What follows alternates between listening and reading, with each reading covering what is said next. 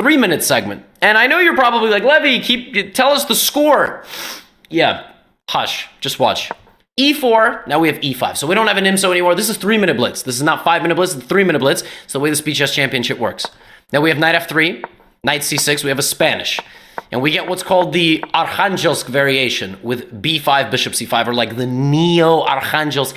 Doesn't matter. You can, use the opening name to win your local trivia night. Anyway, here we go.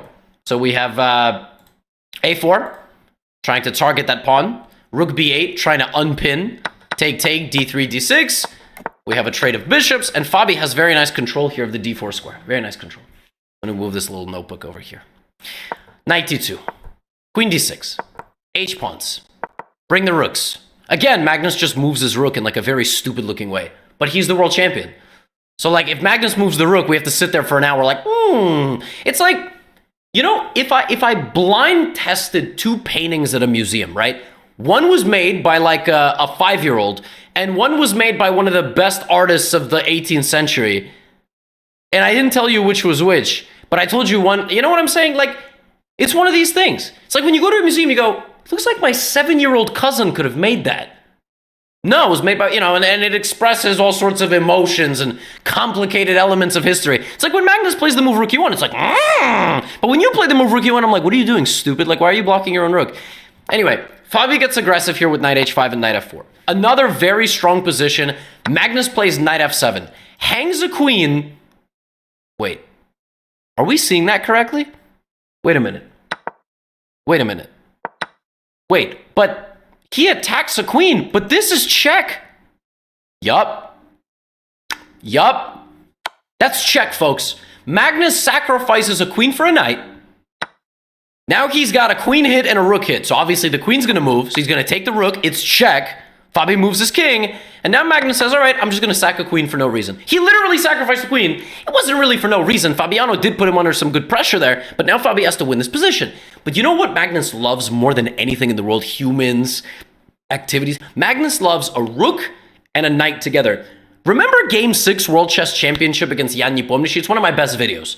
Hypest recap I ever made. If you never saw it, go watch it. Some of you have watched it 5 times, be honest. He loves rook and knight combos. And what does Magnus do throughout this game? Just plays moves.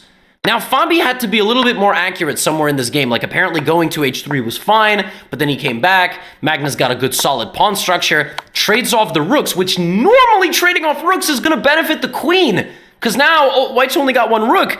And even though it's slightly better for black, it's not easy. All right, Fabi plays very natural moves, improving his position. Magnus gets us over here, rook and knight versus queen. There's no way. There's no way that black can win this game, that white can win this game. There's just no way. I mean, how's black going to win? The worst case scenario, black gets perpetual. There's no way white can win this game. Knight e3 takes, rook d... Oh my god, he's not even taking the pawn back? Oh, but he's going to lose all his pawns. Wait, but now he takes there. Now he puts the...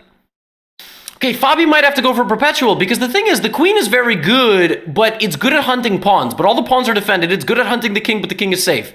And the pawns walk into nothing. The only thing Fabi could do is use the g-pawn as a distraction to break up the white structure. Now, he goes all in here with his king, but he's only got 1 pawn left. But again, there's no way. Oh, rook f4 is tricky. Can't take it. There's a fork. Okay, rook g4. Check. Okay, oh god. All right, boys, just agree to a draw. Let's just call it a day. Check, yep, couple checks. Why is the... wait a minute. Oh, no. Magnus just chucked the pawn on f3 and ran forward. Now, at some point in this endgame, you're going to see the computer showing a draw. It is inhumane, unhuman, whatever you want to call it. It's not humanly possible here to find a draw with black when you have 8 seconds on the clock. So Magnus took advantage of this absurd piece imbalance to bleed the clock down and just slowly walk his pieces up the board and win the game. Check.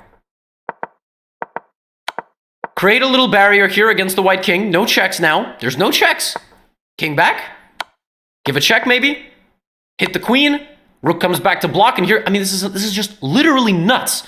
It's the same exact thing that he did against Jan Nepomniachtchi. Same exact thing. Yana had a queen the whole game. Magnus ended up with a rook and a knight on a pawn, and he ended up winning the game. And in this game, he wins it because there's no more checks. Every single check is covered by the... That is just... It's just insane. I mean, I don't know what to say.